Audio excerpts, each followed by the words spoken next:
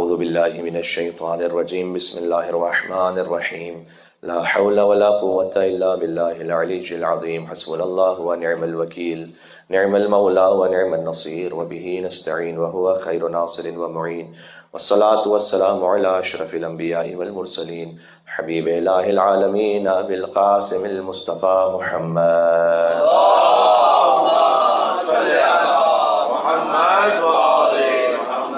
وأهل بيت الطيبين الطاهرين المعصومين المظلومين سيما بقية الله في الأرضين الذين أذهب الله عنهم الرجس وطهرهم تطهيرا.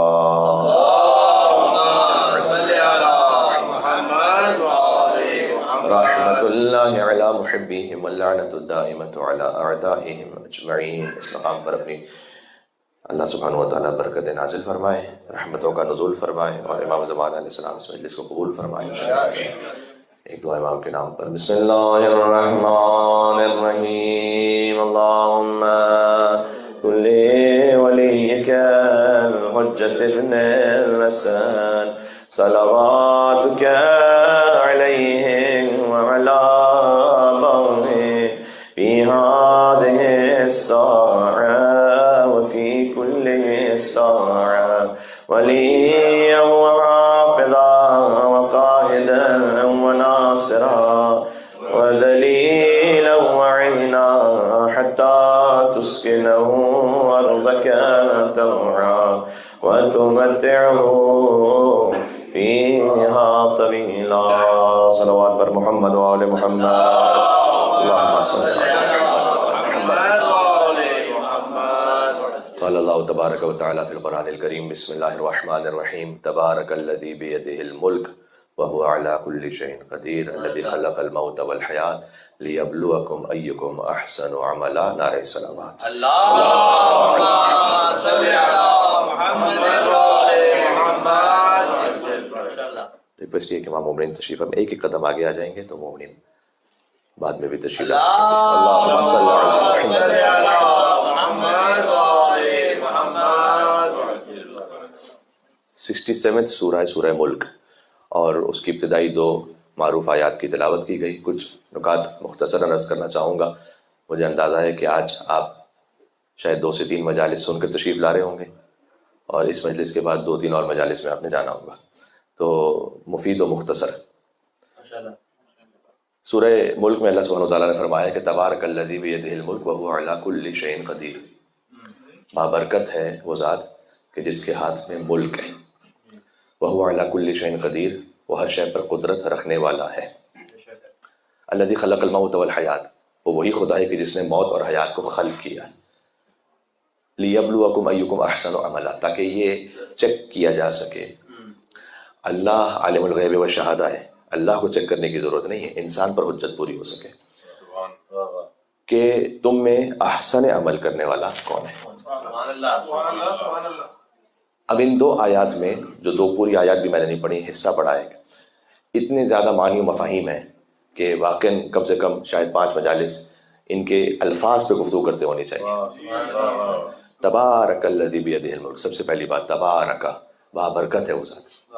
ہم کہتے ہیں جمعہ مبارک، عید مبارک، جب موقع آتا ہے اس کا. تو مبارک یعنی جو کبھی ہم دعا دے رہے ہوتے ہیں یہ خوشی کبھی ختم نہ ہو، جاری رہے. تبارک الذی بیدہ الملک، جس کی ذات میں ایسا دوام ہے کہ وہ کبھی نہ ختم ہونے والی ذات ہے. بیدہ الملک، اور اس کے ہاتھ میں ملک ہے. ایک سوال ہے، جب اللہ نے کہا کہ بابرکت ہے وہ ذات کے جس کے ہاتھ میں ملک ہے اور وہ ہر شے پر قدرت رکھتا ہے، تو یہ ہاتھ میں ملک ہے کے بعد کہنے کی کیا ضرورت تھی کہ وہ ہر شے پر قدرت رکھتا ہے؟ تبارک الذی بیدہ الملک، اس کے ہاتھ میں ملک ہے، اقتدار ہے، کافی. وہو علی کل شیء قدیر، ہر شے پر قدرت بھی رکھتا ہے. اس جملے کی اضافہ تو نہیں ہے نا، یہ کوئی مطلب پہنچا ہے. اس کی مثال میں آپ کو دوں. کتنی مرتبہ ہوتا ہے کہ انسانوں کے ہاتھ میں ملک ہے، اقتدار ہے، لیکن ہر شے پر قدرت نہیں رکھتے. اچھا باہر کیوں جائیں، آپ کے گھر میں آپ کے پاس ملک ہے، شاید قدرت نہیں ہے.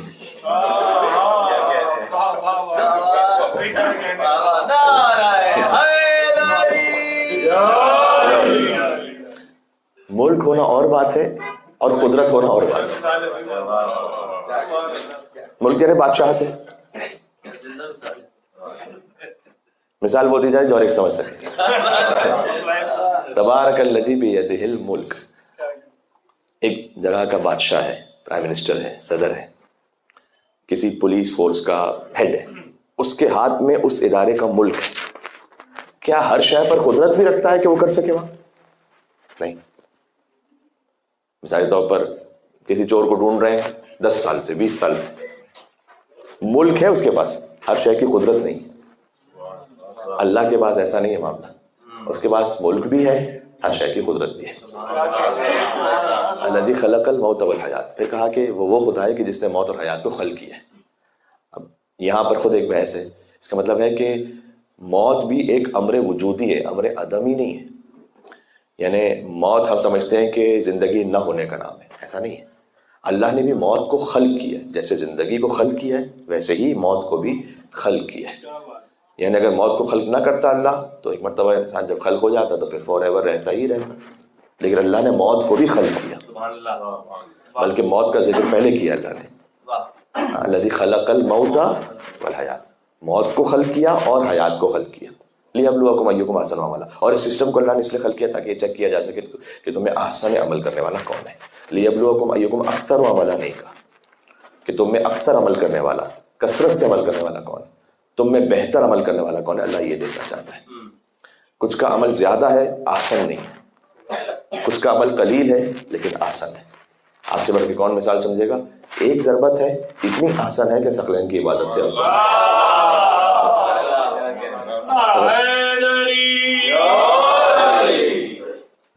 تو اللہ یہ کہہ رہا ہے کہ ہم یہ دیکھنا چاہتے ہیں کہ تمہیں احسن عمل کرنے والا کون ہے. ایک روایت ہے بڑی لطیف، حضور مکرم صلی اللہ علیہ وآلہ وسلم نے فرمایا اللہم صلی علی محمد وعلی محمد. جناب امیر علی ابن ابی طالب علیہ السلام سے ایک اور صلوات دیجیے گا. محمد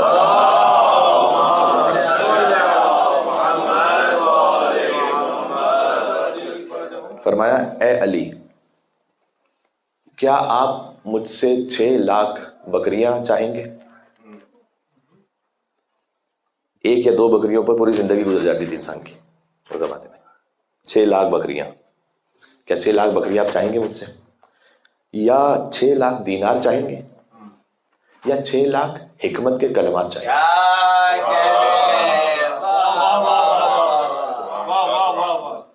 پھر سے سنیے گا کہ میں آپ کو 6 لاکھ بکریاں دوں، 6 لاکھ دینار دوں، 6 لاکھ حکمت کے کلمات دوں. اچھا بات ہو رہی ہے جناب امیر سے جو خود امیر کائنات ہے. وہاں اس وقت بظاہر مدینہ میں 6 لاکھ بکریاں ظاہر میں اویلیبل بھی نہ ہو، اور حضور کے پاس وہاں 6 لاکھ دینار بھی ظاہر میں اویلیبل نہ ہو. بہرحال جب حضور مکرم فرما رہے ہیں تو حضور حسین کے نانا ہیں، کیا بات ہے، جب راہب کو بیٹے عطا کرتے رہے، حسین بیٹے عطا کرتے رہے جو ظاہر میں نہ ہو تو یہ تو ظاہر کے تو پابند نہیں ہے نا. یہ کیا بات ہے. تو 6 لاکھ بکریاں آپ چاہیں گے، 6 لاکھ دینار، 6 لاکھ کلمات. کہ یا رسول اللہ 6 لاکھ کلمات سکھلائیے. اچھا میں نے گفتگو شروع کی تھی کہ میں بڑی مختصر رکھوں گا. اب 6 لاکھ کلمات سن لیں آپ نے، لیکن ہوتا ہے کہ آپ کبھی کبھی ایک چھوٹی سی دوا لیتے ہیں، کہتے ہیں اس کے اندر پروٹین بھی ہے، کیلشیم بھی ہے، وائٹامن بھی ہے، سب کچھ ہے اس کے اندر. حضور مکرم نے کہا کہ آپ 6 لاکھ کلمات چاہتے ہیں، میں آپ کو وہ 6 کلمات اللہ کی جانب سے سکھلاتا ہوں کہ اللہ نے 6 لاکھ حکمتوں کو ان 6 حکمتوں میں بند کر دیا ہے. تو تسلی ہو گئی 6 حکمتوں کی، زیادہ وقت نہیں لگے گا. صلوات بھیجے محمد علیہ محمد پر اللہ صلی اللہ علیہ وسلم.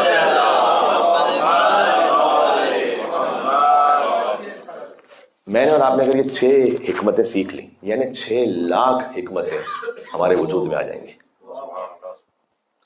پہلا فرمایا یا علی اذا اردت الناس یشتغلون بالفضائل.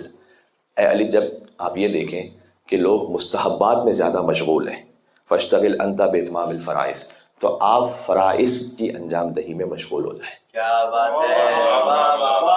مستحبات انجام دینے والے بہت ہوتے ہیں، لیکن وہی مستحبات کو انجام دینے والے اللہ جانے فرائض کے معاملے میں کتنے پابند ہوتے ہیں. میں کسی اور کی بات نہیں، ہم سب اپنے آپ کے لیے سوچیں کہ اگر آپ دیکھیں کہ لوگ فضائل یعنی مستحبات کے انجام دہی میں ایک کے بعد ایک مشغول ہے. خاص طور پر مثلا آپ دیکھیں ماہ رجب المرجب میں، شوال المعظم میں اعمال کی جب راتیں آتی ہیں، مستحبات تو ہم سب انجام دے رہے ہوتے ہیں، لیکن وہ شخص کے جو کھڑے ہو کر 1 گھنٹے کی نماز پڑھ رہا ہے جو مستحب نماز ہے، کیا وہ فجر کا بھی پابند ہے؟ تو کتنی مرتبہ ایسا ہوتا ہے کہ ہم مستحبات، میں یہ نہیں کہہ رہا کہ آپ اس کو ترک کر دیں گے، لیکن اہلی جب آپ ساری دنیا کو دیکھیں کہ وہ مستحبات میں لگی ہوئی ہے تو آپ فرائض کی طرف جائیے گا. مستحب چیریٹی کرنا بہت اچھی بات ہے، لیکن اس سے پہلے خمس دینا واجب ہے. اس سے پہلے ان عزیز رشتہ داروں کا حق اگر ہے ہمارے مال میں تو وہ واجب انجام دینا. کتنے لوگ ایسے ہوتے ہیں کہ جو بھائی کا حق کھایا ہوا ہے، بہن کا حق کھایا ہوا ہے، اور اس کے بعد پھر لمبی مستحب چیریٹیز میں مشغول ہیں، لمبے لمبے دسترخوان لگا رہے ہیں، لمبے لمبے صدقات دے رہے ہیں. تو اہلی جب آپ دنیا کو دیکھیں کہ وہ مستحبات میں لگی ہوئی ہے تو آپ فرائض پہ پہلے توجہ دیجیے گا. آپ دیکھیں ان میں سے ایک مدینۃ العلم ہے اور کہہ رہا ہے باب العلم کو، تو سارا علم سمٹ کر آ رہا ہے ان 6 کلمات میں. یا علی اذا اردت الناس یشتغلون بالفضائل فاشتغل انت باتمام الفرائض. دوسرا فرمایا اے علی جب آپ یہ دیکھیں اذا اردت الناس یشتغلون بعمل الدنیا فاشتغل انت بعمل الاخرہ، جب آپ یہ دیکھیں کہ لوگ اپنی دنیا کے لیے عمل کر رہے ہیں تو تم اپنی آخرت کے لیے عمل کرنا.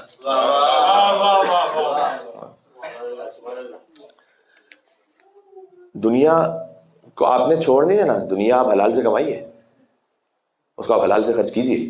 دنیا میں اللہ سبحانہ وتعالیٰ نے ہمیں رہنے کے لیے بھیجا ہے، ایک گزرگاہ ہے یہاں سے، لیکن اگر کوئی دنیا ہی کے لیے عمل کر رہا ہے تو اہلی آپ فقط دنیا کے لیے نہیں عمل کیجیے گا، آپ آخرت کے لیے عمل کیجیے گا. اس کا بڑا گہرا تعلق ہے ہماری نیتوں سے.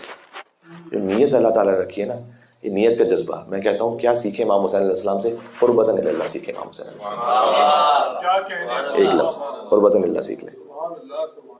صبح اٹھ کے چہرہ ہر ایک دھوتا ہے، ہر چہرہ دھونا عبادت نہیں، وضو کی نیت سے چہرہ دھونا خاص طریقے سے. چیریٹی ہزاروں کرتے ہیں، ہر چیریٹی سے مال پاک نہیں ہوتا. خمس اور زکوٰۃ اور صدقہ قربتاً اللہ جب نیت شامل ہوتی تب اس سے مال پاک ہوتا ہے. ہو سکتا ہے کہ وہ آج کل انٹرمیٹ فاسٹنگ کا بڑا دورہ ہے، تو جناب 15 گھنٹے کی فاسٹنگ، 16 گھنٹے کی فاسٹنگ، ہر فاسٹنگ اس سے اللہ کی بارگاہ میں قربت نصیب نہیں ہوتی. فجر سے لے کر مغرب تک ایک خاص وقت گزارنا ایک خاص نیت کے ساتھ اس سے.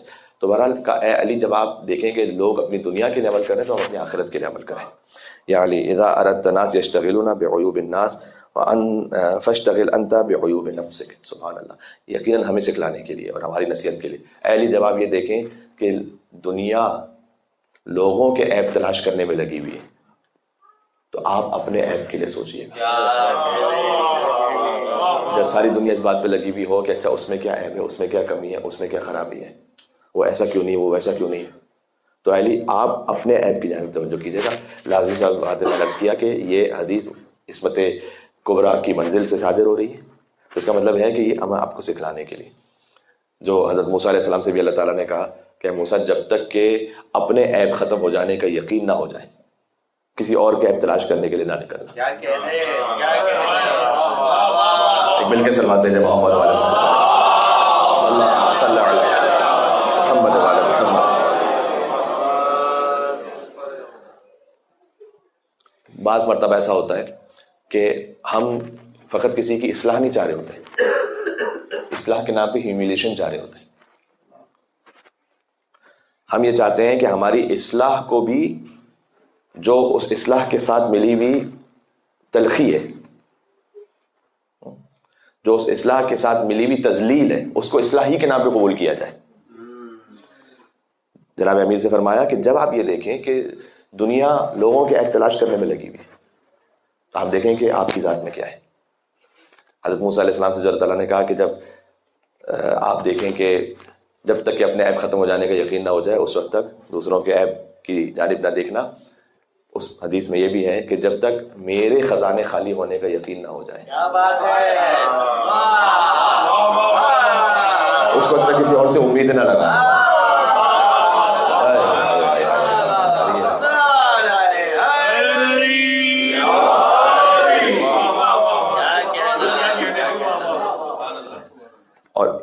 کا اشارہ خود اس حدیث میں بھی آگے ہے.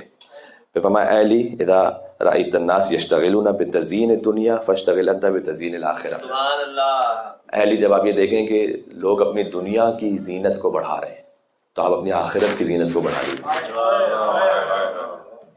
دنیا کا اگر خوبصورت ہونا یہ بھی اچھی بات ہے، اللہ کی نعمت ہے، لیکن میری قبر کتنی خوبصورت ہے. کیا بات ہے. یا علی اذا رأیت الناس یشتغلون بکثرت العمل، جہاں سے بات شروع ہوئی تھی، فاشتغل انت بصفوۃ العمل. جب آپ یہ دیکھیں کہ دنیا مشغول ہے کثرت عمل میں تو آپ اپنے آپ کو مشغول کر لیجیے گا صفوت عمل میں، عمل کی پاکیزگی میں. سبحان اللہ. السلام علیکم وارث آدم صفوۃ اللہ. سبحان اللہ. جب آپ دیکھیں کہ دنیا لمبے لمبے کاموں میں، مثال کے طور پر آپ ٹھیک ہے، میں تو عرض کرتا ہوں عزاداری جتنی بڑھے اتنی اچھی بات ہے. میں گیا 6 مجلسوں میں 8 مجلسوں میں، الحمدللہ تقبل اللہ. فقط کثرت عمل کافی ہے یا صفوت عمل بھی ہونی چاہیے؟ عمل کی پاکیزگی اور اس میں خلوص بھی ہونا چاہیے. کیا فقط غلام حسین کے لیے جا رہا ہوں یا امام حسین کے لیے جا رہا ہوں؟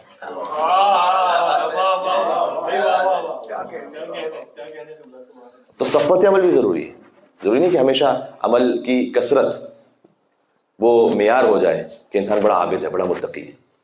نہیں، اس عمل کی پاکیزگی کتنی ہے. کیا کہنا.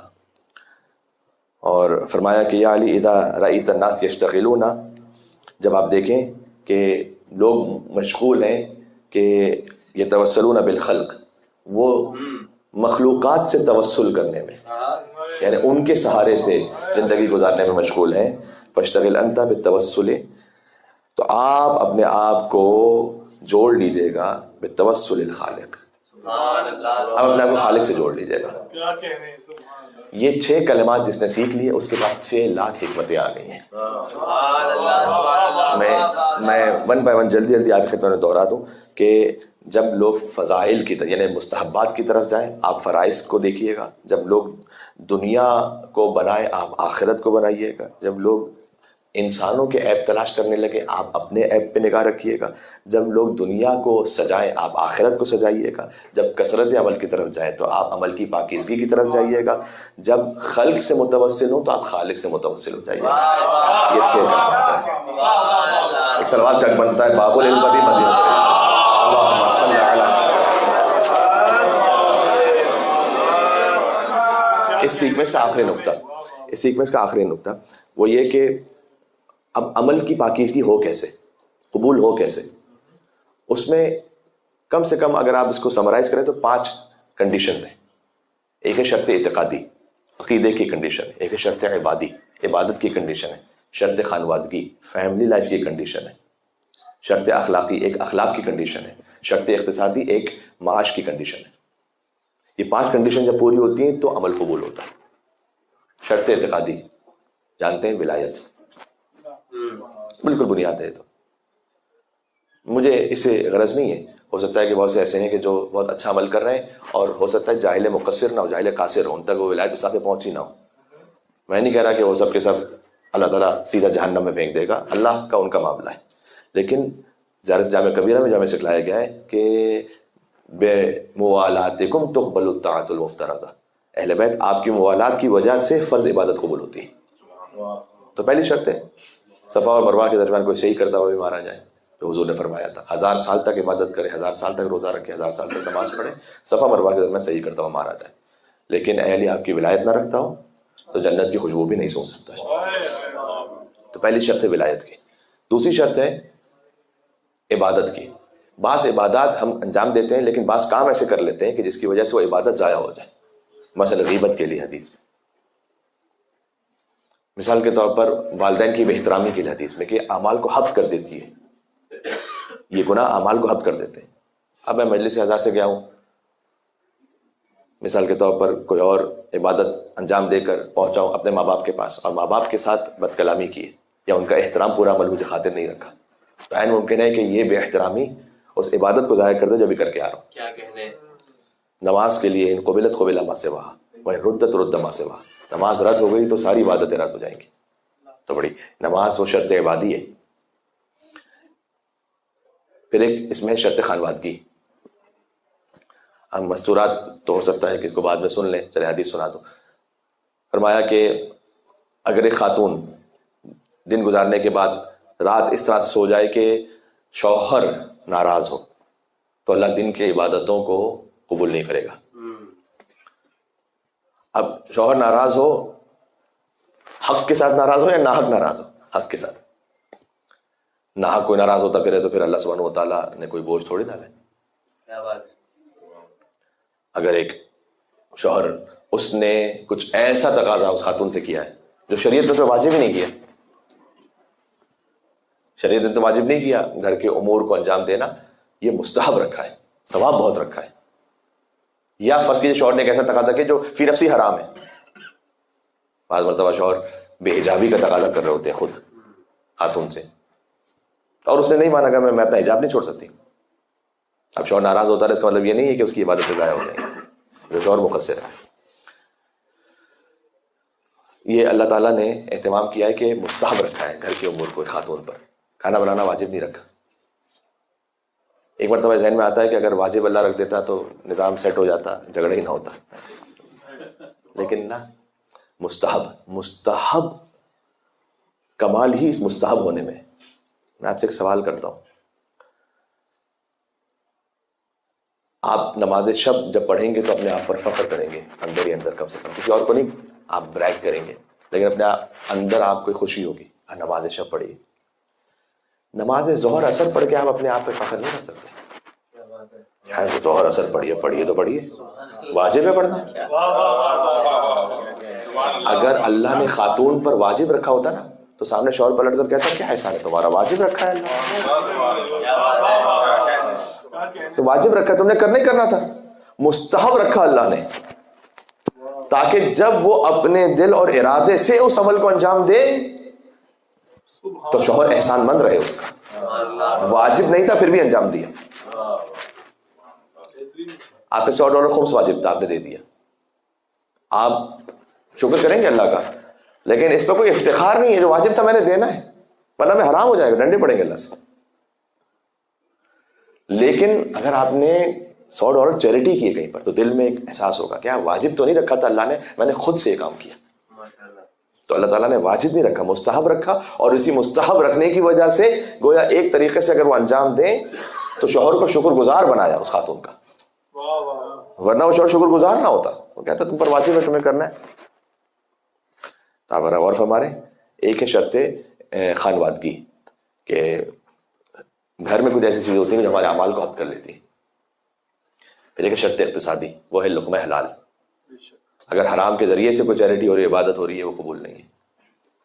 اور شرط اخلاقی میں نے عرض کر دیا کہ بعض مرتبہ کچھ امور ہیں غیبت کے، تہمت کے، ایسے امور کہ جو انسان کی عبادتوں کو ضائع کر دیتے ہیں.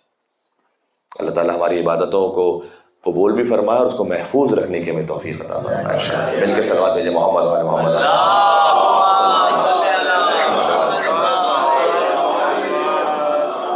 شیخ صاحب امام صادق علیہ السلام کے پاس کہا کہ مولا 10 فقیروں کی آج مدد کر کے آ رہا ہوں. امام نے کہا کہ احسان جتلا کر اس صدقے کو ضائع نہیں کرنا. کیا بات ہے. کہ مولا میں کیا احسان جتلاؤں گا، وہ تو چلے گئے، اب ان کی جن کی مدد کی تھی نا چلے گئے وہ. امام نے کہا اللہ تعالیٰ نے یہ نہیں کہا خالی ان کے سامنے احسان جتلا کے باطل نہ کرو، کسی کی بھی سامنے اپنی چیریٹی کے احسان کو جتلا کر عمل کو ضائع نہ کرو. لا تبطلوا الصدقات بالمن والاذى کا مطلب خالی یہ نہیں کہ فقیر کے سامنے، کہیں پر بھی. تو دیکھو تم نے عبادت کی ہے، اس احسان کو جتلا کر کہیں پر اس کا اظہار کر کے، میں نہیں کہہ رہا کہ ہمیشہ کہیں بیان کر دینا وہ جتلانا ہی ہوتا ہے، کبھی کسی اور نیت سے بھی ہوتا ہے. لیکن اگر ریاکاری کی نیت سے تو چاہے اس کے سامنے نہ ہو، کہیں اور ہے، عمل ہفت ہو گیا. بات کو یہاں پر میں سمیٹ لیتا ہوں. اگر ہماری زندگی میں یہ ٹرائنگل ہے تو زندگی پرسکون ہے. حدیث سنا رہا ہوں، فرمایا کہ جو راضی بر رضا خدا ہے، شاکر بر نعمات خدا ہے، اور صابر بر آزمائشات خدا ہے، اس کی زندگی میں سکون ہی سکون ہے. یہ حدیث میں راضی رہیں، شاکر رہیں، صابر رہیں. یہ آپ اپنی زندگی میں اس ٹرائنگل کو رکھیں گے، یہ اہل بیت علیہ السلام کی زندگی میں آپ کو معراج پہ نظر آئے گا، راضی بھی ہیں، شاکر بھی ہیں، صابر بھی ہیں۔ مل کے صلوات بھیجیں محمد وعلی محمد، اللہم صلی علی محمد وعلی محمد۔ اہل بیت سے اپنے تعلق کو استوار رکھیں۔ ایک شخص تھا کہ جس نے شراب پی ہوئی تھی امام کا بارہا، لیکن چاہنے والا تھا۔ صادق علیہ محمد گزر رہے تھے سامنے سے، وہ مدینہ کی گلی میں ایک آ رہا تھا، اس کو یہ دل میں خیال آیا کہ میں نے تو یہ فعل حرام کیا ہوا ہے، میں امام کو منہ کیسے دکھاؤں گا، تو یہ گلی میں چلا گیا تاکہ اپنے آپ کو بچا سکے شرمندگی سے۔ جب آگے پہنچا تو دیکھا گلی بند ہے آگے سے، پیچھے دیکھا تو امام اسی گلی میں داخل ہوئے۔ یا اللہ، میں تو امام کو اوائڈ کرنا چاہ رہا تھا، یہ تو آگے سے گلی بھی بند ہے راستہ، اور پیچھے سے امام علیہ السلام بھی تشریف لا رہے ہیں۔ تو وہ ایک دیوار کی طرف رک کر کے کھڑا ہو گیا، جیسے امام کو دیکھا نہ ہو، تجاہل عارفانہ، امام کو دیکھا نہ ہو، امام گزر جائیں گے تو پھر میں چلا جاؤں۔ وہ اس طرح کھڑا ہوا تھا جیسے امام کو نہیں دیکھا اس نے۔ امام علیہ السلام کے قریب آئے اور مفہوم روایت شانے پر ہاتھ رکھا، یا بالکل قریب آئے اس سے کہا کہ دیکھ اے شخص، اتنا یاد رکھ تو کتنا ہی بڑا گنہگار کیوں نہ ہو، ہم اہل بیت سے منہ مت نہ موڑنا۔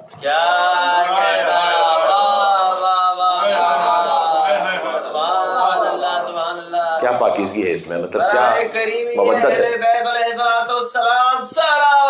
اللہم صلی علی محمد وعلی محمد۔ کیا مودت و رحمت ہے۔ اس طرح تعلق اپنا جوڑ کے رکھیں۔ آپ سورہ زیارت آل یاسین کو پڑھیں، امام زمانہ سے ہمارا تعلق۔ السلام علیک حین تقوم، السلام علیک حین تقعد، السلام علیک حین ترکع وتسجد، السلام علیک حین تصلی وتقنت۔ اے مولا، آپ پر سلام ہو جب آپ کھڑے ہیں، آپ پر سلام ہو جب آپ بیٹھے ہیں، آپ پر سلام ہو جب آپ نماز میں ہیں، آپ پر سلام ہو جب آپ عبادت میں ہیں، آپ پر سلام ہو جب آپ رکوع میں ہیں، آپ پر سلام ہو جب آپ سجدے میں۔ یہ کیا ہو رہا ہے؟ اس کی مثال ایسی ہے، ایک ماں ہے نا، اپنے بچے کو گود میں لیتی ہے، چہرہ چومتی ہے، پیشانی چومتی ہے، گال چومتی ہے، پھر سینے سے لگاتی ہے، پھر چومتی ہے۔ اس کی محبت اتنی زیادہ ہے، اتنی زیادہ ہے، اتنی زیادہ ہے کہ وہ ایک بوسے سے دوسرے بوسے ختم نہیں ہو رہی۔ وہ اپنی محبت کا اظہار کیے جا رہی، بچہ جائے گا پھر لپیٹے۔ اے مولا، میرا آپ سے تعلق ایسا ہے کہ میں آپ پر سلام کرتا جاؤں، سلام کرتا جاؤں، سلام کرتا جاؤں، سلام کرتا جاؤں، وہ جو حق کے مودت ہے نا، وہ ادا نہیں ہو پا رہا۔ آپ پر صبح بھی سلام ہے، آپ پر شام بھی سلام ہے، آپ پر کھڑے ہو تو سلام ہے، بیٹھے ہو تو سلام ہے، نماز پڑھ رہے ہو تو سلام ہے، قنوت پڑھ رہے ہو تو سلام ہے، سجدہ کر رہے ہو تو سلام ہے، رکوع کر رہے ہو تو سلام۔ آخر میں ہم کہتے ہیں بس پھر مولا آپ پر اتنے سلام جتنے اس کائنات میں درختوں کے پتے ہیں، جتنے ریت کے ذرے ہیں، جتنے آسمان کے ستارے ہیں، جتنے اللہ کے ملائکہ ہیں۔ اور پھر فرمایا آخر میں اتنا سلام ہو آپ پر کہ جسے اللہ کے علاوہ کوئی احاطہ ہی نہیں کر سکتا۔ یہ آپ کا تعلق ہے امام زمانہ جل اللہ تعالیٰ فرجہ الشریف کے ساتھ۔ مل کے سلمان بھیجیں اہل بیت اطہار علیہ السلام۔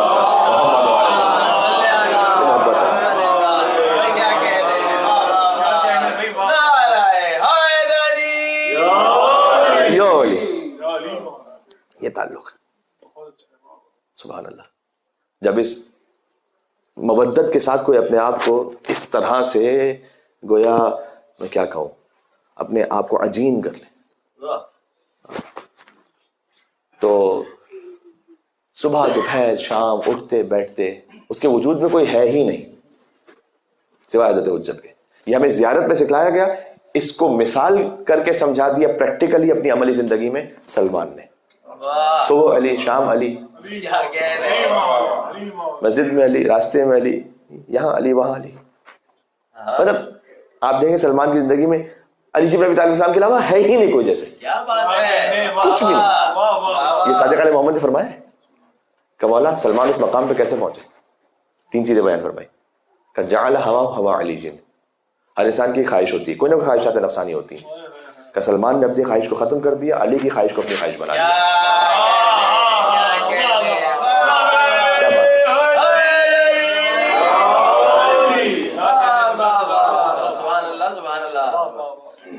اس لیے روایت میں ملتا ہے کہ جب نماز جماعت ختم ہوتی تھی تو لوگ اپنی تعقیبات میں مصروف ہوتے تھے، اور سلمان علی بن ابی طالب کے پاس آ کے بیٹھ جاتے تھے، علی کو دیکھتے رہتے تھے۔ میں نہیں کہہ رہا تعقیبات نہیں پڑھتے ہوں گے، لیکن ان کے لیے علی بن ابی طالب علیہ السلام سے فراق ممکن ہی نہیں تھا۔ جیسے حبیب ابن مظاہر ہیں. اے حیا، کیا کہنا. تو جو ایسے مخلوط کر چکا ہو اپنے آپ کو گوشت و خون میں. علی ابن ابی طالب اسلام اولاد علی کی مودت کو ہم کہتے ہیں امام رضا علیہ السلام کی جو زیارت پہ جائے اس کی زیارت کس کی قبول ہے؟ عارفن بحق، ان کے حق کو پہچانتے ہوئے. ہر ایک کی زیارت قبول نہیں ہے. عارفن بحق کا مطلب کیا ہے؟ سادہ الفاظ میں انہیں ویسے امام سمجھو جیسے امام سمجھنے کا حق ہے. آگے اشہد انک قد ترون مقامی، میں گواہی دیتا ہوں میرے مقام کو دیکھ رہے ہیں، میرے کلام کو سن رہے ہیں، میرے سلام کا جواب دیتے ہیں. ہر مسلک ہر فکر کا آنے والا امام رضا علیہ السلام کے بارے میں یہ نہیں سمجھ رہا ہوتا کہ وہ ہر وقت میرے مقام کو دیکھ رہے ہیں. جو اس عقیدے کے ساتھ کہ عارفن بحق، ان کے حق کو پہچانتے ہوئے جیسے کہ وہ امام ہیں، اللہ سبحانہ وتعالیٰ نے جس مقام پر انہیں رکھا ہے اس امام کے مقام کو تسلیم کرتے ہوئے جو آیا ہے ان کے پاس، اس کی زیارت قبول ہے. کیا کہنا. تو بس عزیزوں، بات آج کی حد تک یہاں تمام ہو گئی. میں نے حضرت حبیب نے مظاہر کی مثال دی. اصحاب حسینی اس منزل پر ہیں. میں ایک مقام پر اس کو قدر تفصیل سے پڑھ چکا ہوں، یہاں آج خالی ایک جملہ کہہ کے مسائل میں آگے بڑھوں. امام حسین علیہ السلام نے وہاں قربانی دی ہے، وہ عقیدہ توحید کو انہوں نے بچایا ہے، عقیدہ رسالت کو بچایا ہے قیامت تک کے لیے. لا الہ الا اللہ، یعنی کہ اللہ نہ رہتا، نعوذ باللہ. اللہ سبحانہ وتعالیٰ غنی علی الاطلاق ہے. لا الہ الا اللہ کہنے والا کوئی نہ رہتا اگر امام حسین علیہ السلام کی عظیم شان قربانی نہ ہو. وہ ہے امام حسین سے مخصوص. مجھے کسی ایک صحابی امام حسین کے جو اصحاب ہیں ان میں سے کسی ایک کا رجز، کسی ایک کا کلام یہ بتلائیے کہ میں آیا ہوں توحید کو بچانے کے لیے، میں آیا ہوں حسین کے لیے. کیا کہنے. واہ واہ. ان کا مقام کچھ اور ہے، ہمارا یا ہماری اوقات کچھ اور ہے. ہماری اوقات یہ نہیں ہے کہ ہم لا الہ الا اللہ کو بچاتے پھریں گے. محمد رسول، وہ حسین نے بچانا ہے. آپ مجھے کسی صحابی کے رجز میں کلام میں بتلا دیں کہ میں اس عقیدے کی خاطر اس کو بچانے کے لیے، وہ حسین ہے. کیا بات ہے. سبحان اللہ سبحان اللہ. میں تو آیا ہوں اس حسین کے لیے. واہ واہ. آپ حسین کے پاس پہنچے، آپ باب اللہ پہ کھڑے ہیں. ابو الفضل عباس، حتیٰ ابو الفضل عباس اسلام نے رجز پڑھا، واللہ ان قطعتم عن یمینی فانی احامی ابدا عن دینی عن امام صادق یقین. خدا کی قسم چاہے تم نے میرا دائیں ہاتھ قلم کر دیا ہے، میں اپنے دین کی حمایت کرتا رہوں گا. عباس کا دین کیا ہے؟ امام صادق یقین. وہ حسین جو امام صادق ہے. ہر ایک جڑا ہوا ہے امام حسین سے، امام حسین کے ذریعے سے خدا سے جڑا ہوا ہے. ذہن میں رکھیے. بات تمام ہو رہی ہے. ان میں سے ویسے اصحاب بھی ہیں کہ جب 17 تیر کھا لیں تو کہیں اوفیت تو ابن رسول اللہ، کیا وفا کا حق پورا ہو گیا؟ وہ جانتے ہیں امام حسین راضی ہیں تو پھر خدا راضی ہے. کیا وفا کا حق پورا ہو گیا؟ امام نے فرمایا انت امامی فی الجنہ، اے سعید جب تم جنت میں بھی جاؤ گے. اس سے ایک ترجمہ معمولاً مجلسوں میں کیا جاتا ہے کہ تم جنت میں حسین سے آگے آگے جاؤ گے. ایک ترجمہ معمولاً ہے. امامی کا مطلب ایگزیکٹ یہ نہیں ہے، حسین سے پہلے وہ جنت میں نہیں جا سکتا. امامی کا مطلب ویسے یہ ہے کہ تم جنت میں بھی میرے آگے میرے سامنے رہو گے. جیسے تم دنیا میں میرے سامنے کھڑے ہوئے ہو نا، ویسے تم جنت میں میرے سامنے رہو گے. اور مولانا اظہر سنجالی صاحب ان فقروں کو پڑھا کرتے تھے کہ مولا ایسا لگ رہا ہے، حضرت سعید ابن عبداللہ نے فرمایا کہ جیسے میری کوئی دانی طرف مجھے لینے کے لیے آ گیا. کہ سعید ادب سے سلام کرو، کائنات کے رسول میرے نانا محمد مصطفیٰ صلی اللہ علیہ وآلہ وسلم تمہیں لینے کے لیے آئے. مولا ایسا لگ رہا ہے جیسے بہانی طرف بھی کوئی استقبال کے لیے آ گیا. سعید ادب سے سلام کرو، میرے بابا علی مرتضیٰ تمہیں لینے کے لیے آئے. مولا ایسا لگ رہا ہے جیسے سینے پر بھی کوئی ہوا کر رہا ہو تاکہ زخم نہ لگے. کہ سعید ادب سے سلام کرو، یہ میرے بھیا حسن مجتبیٰ سیدہ شباب اہل جنہ تجھے لینے کے لیے آئے. کہ مولا ایسا لگ رہا ہے کہ جیسے میرے کوئی قدموں کی طرح بڑھ رہا ہو. حسین سے ضبط نہ ہو سکا، سعید کو زمین پر رکھ دیا، سر اقدس کو فرمایا جلدی سے اپنے پہنوں کو سمیٹ لے، یہ میری ماں فاطمہ اپنے حسین کے ناصر کو لینے کے لیے. عزیزوں، وہ ایام ہے کہ جب ایک 4 سال کی بچی مسلسل تماچے کھا رہی. یہ وہ ایام ہے کہ حسین کی بہنیں بازار ب بازار دیار ب دیار ہوتے ہوئے شام کے زندان تک پہنچ چکی ہے. بس یہ ایک فقرہ ہی کافی عزیز و زندگی پر رونے کے لیے. جب آیت اللہ مرزا شیرازی کے سامنے مداح اہل بیت نے مسائب پڑھے، ضروری نہیں ہوتا کہ ہم کوئی تفصیلی مسائب پڑھ کر اس میں مثال کے طور پر وہ روایتیں کہ جو ہے ہی نہیں، ایک مرتبہ ہوتا ہے ایک ضعیف روایت ہے لیکن وہ پڑھی جا سکتی ہے کیونکہ اجازت ہے، ضعیف کا مطلب ایک خاص معنی میں ہے یہاں پر، اس کا ایک خاص فقہی پہلو ہے، لیکن ایک روایت جو موجود ہی نہ ہو، کہیں پر اس کا وجود ہی نہ ہو اور ہم اس کو ویسے ہی فیبریکیشن میں پڑھ دیں، مصائب کے لیے ضرورت نہیں ہے اس طرح کی، جو خود مصائب ہے اگر کوئی سمجھے اس بات کو، مقام حسین ابن علی کو سمجھے، مقام بی بی زینب سلام اللہ علیہا کو سمجھے، مقام بی بی سکینہ کو سمجھے، کس کی پوتی ہیں سکینہ سلام اللہ علیہا، کس کی بیٹی ہیں سکینہ، کافی ہے گریے کے لیے۔ تو آیت اللہ مرزا شیرازی کے سامنے مصائب ہو رہے ہیں تو مداح نے پڑھا کہ دخلت زینب بنت علی علی ابن زیاد،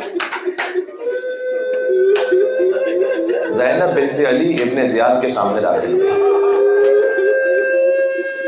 بس اتنا کہنا تھا، انہوں نے کہا بس ہو گئے مسائل، کہا قبلہ ابھی تو میں نے کچھ پڑھا ہی نہیں، ابھی تو پہلا جملہ پڑھا، کہ یہ کوئی مصیبت کم ہے کہ فاطمہ زہرا کے گھر میں پلنے والی زینب داخل ہو ابن زیاد جیسے شرابی اور ملعون کے دربار میں، یہ مصیبت کوئی کم ہے، بس یہی کافی ہے گریے کے لیے، زندگی میں رونے کے لیے یہی کافی ہے۔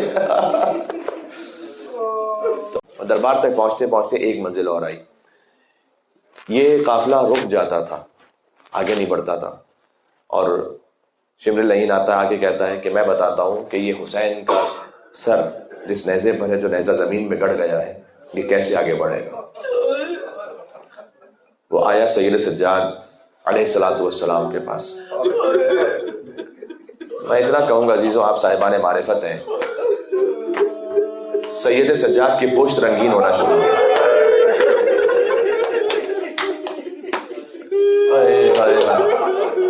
یہ جو ماتم کیا جاتا ہے نا عزائے حسین میں،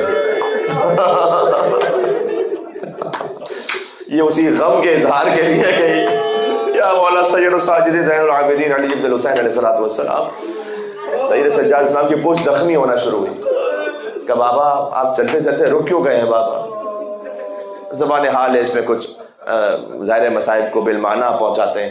گویا حسین کے کٹے ہوئے سر سے آواز آئی کہ بیٹا سجاد، ہم تمہاری مصیبت کو دیکھ رہے ہیں لیکن میں کیا کروں، میری سکینہ کسی جنگل میں گئی، جب تک حسین کی بیٹی نہ آ جائے تو حسین کا سر نہیں بڑھے گا۔ صدائیں بلند ہو گئی آپ کی، اللہ تعالیٰ قبول و منظور فرمائے انشاءاللہ بحق بی بی زینب سلام اللہ علیہا۔ دو جملوں میں کہوں کربلا اور شام کی تاریخ، جب عاشور کے دن کوئی شہید مقتل میں گرتا تھا تو حسین لینے جاتے تھے، کوفہ اور شام میں کوئی بچہ گرتا تھا تو بی بی زینب لینے جاتا، شریکت الحسین بی بی زینب سلام اللہ علیہا۔ این سکینہ این سکینہ، سکینہ بیٹی کہاں ہو، سکینہ بیٹی کہاں ہو۔ دیکھا کہ ایک بی بی ہے کہ جن کی آغوش میں سکینہ آرام فرما رہی ہے۔ صاحب ریاض القدس لکھتے ہیں اس روایت کو کہ جب بی بی زینب وہاں پہنچی، اب میں وہی ایک زبان حال پڑھوں، اس منظر کو پڑھوں، تو جیسے ہی سکینہ کو گویا جنبش دی ہوگی تو بچی نے اپنے دونوں ہاتھ اپنے چہرے پر رکھ لیے، یہ علامت تھی اس بات کی کہ بچی اب تک تماچے کھاتی بھی آ رہی ہے، اب تماچے نہ مارو بابا کا نام نہیں لوگی۔ کہ سکینہ بیٹی تیری پھوپھی تجھے لینے کے لیے آئی، اور معظمہ سے کہا کہ آپ وہ معظمہ بی بی ہیں جنہوں نے میری بچی پر رحم کیا، ورنہ اب تک تو جو آیا تھا تماچے مارنے والا آیا، گوڑے لگانے والا آیا، چھڑکیاں دینے والا آیا، اونٹ سے گرانے والا آیا، آپ وہ بچی ہیں جنہوں نے، آپ وہ بی بی ہیں جنہوں نے میری بچی کو آغوش میں لے کر میری بچی پر رحم فرمایا۔ اور شاید یہ سوچا بھی ہو کہ سکینہ کو تو باپ کے سینے کے بعد کہیں نیند نہ آتی تھی، یہ کس کی گود ہے کہ سکینہ ویسے سو رہی ہے کہ جیسے باپ کے سینے پر سو رہی ہے، کہ اگر میں رحم نہ کروں گی تو اور کون رحم کرے گا۔ کہ آپ کا لہجہ اور آواز بالکل پہچانی ہوئی، کل اللہ اپنا تعارف کروائیے گا آپ جو اس معظمہ بی بی نے شہزادی زینب سلام اللہ علیہا، زینب کو بس اتنا کہوں گا اپنی ماں کا چہرہ نظر، ایک فطرت انسانی کی بات ہے، اگر بیٹی پر کوئی مصیبت آ جائے، کوئی ظلم ہو جائے، کتنی مرتبہ بیٹی صبر کرتی ہے، ضبط کرتی ہے، اللہ نہ کرے کسی کے گھر میں ایسا ہو رہا ہو، لیکن حتیٰ وہ شوہر کے سامنے بھی صبر و ضبط کے ساتھ جی لے گی، لیکن جب بیٹی ماں کے سامنے آ جائے اس کے دل میں تڑپ تو آتی ہے کہ میں ماں سے کچھ کہوں، اپنے دل کا حال بیان کروں۔ بی بی زینب نے اصبر الصابرین کی بیٹی بی بی زینب سے بڑھ کے کوئی صابرہ نہیں ہے، اب تک بہت صبر کیا تھا، لیکن جب ماں کے سامنے ایک بیٹی آ جائے تو یقیناً فریاد کی ہوگی، اماں کربلا میں میرا حسین دل کا ہو گیا، اماں فرات کے قریب اماں شالے کٹا کر سو رہا ہوں۔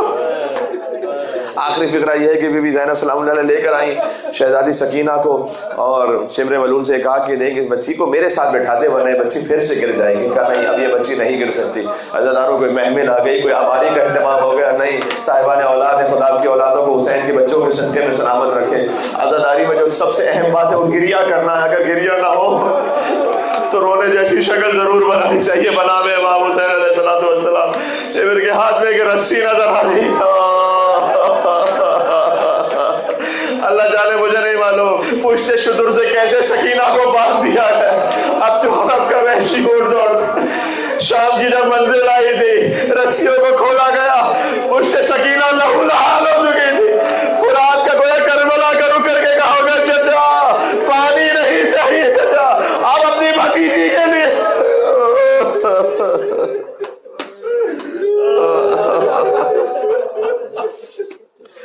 صلی اللہ علیہ یا ابا عبداللہ المظلوم الشہید الغریب یا ابن رسول اللہ۔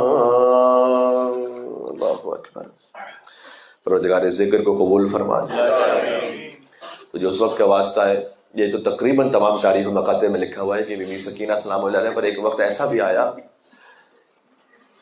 ایک بچی پر کتنے ہی مصائب ہوں، پہلے تو ہوتا ہے باپ کا سہارا، باپ کا سہارے نوکے نہزا پر، پھر سہارا ہوتا ہے کہ میں کم سے کم اپنی پھوپھیوں کے ساتھ تو ہوں، اپنے بھائی زین العابدین کے ساتھ تو ہوں۔ سوچیں اس قافلے سے جو دربار میں ابھی ایک بچی کو فقط لیا جائے اور دربار کے درمیان میں بٹھا دیا جائے اکیلا، یہی پورے مصائب ہیں۔ جہاں 700 کرسی نشین موجود ہو، درمیان میں حسین کے ایک دختر تشریف فرما۔ پروردگار تجھے اس وقت کا واسطہ ہے، ہمارے غموں کو دور فرما دے، قلب کو سکون اطمینان عطا فرما دے۔ محمد آل محمد علیہ السلام کا واسطہ عزاداری ابا عبداللہ حسین علیہ السلام میں گریہ کرنے کی، رونے جیسی شکل بنانے کی، مجلس و ماتم کی توفیق عطا فرما دے۔ پروردگار سے عبادت کو ہماری نسلوں میں جاری و ساری فرما، امام حسین سے ہمیں دنیا اور آخرت میں ایک لمحے کے لیے بھی جدا نہ فرما۔ محمد آل محمد علیہ السلام کا واسطہ عزاداری کے جتنے بھی ارکان ہیں، حدیث کے ساتھ پہلے تلاوت، سوز، سلام، مرثیہ، خطابت، ماتم داری، نوحہ خوانی، ان سب کو اپنی بارگاہ میں قبول و منظور فرمائے۔ محمد آل محمد علیہ السلام کا واسطہ قلب مقدس سے حضرت امام زمان عجل اللہ تعالیٰ فرج و شریف کو ہم سے راضی فرما، ان کے ظہور میں تعجیل فرما۔ یا حسین یا حسین یا حسین یا حسین۔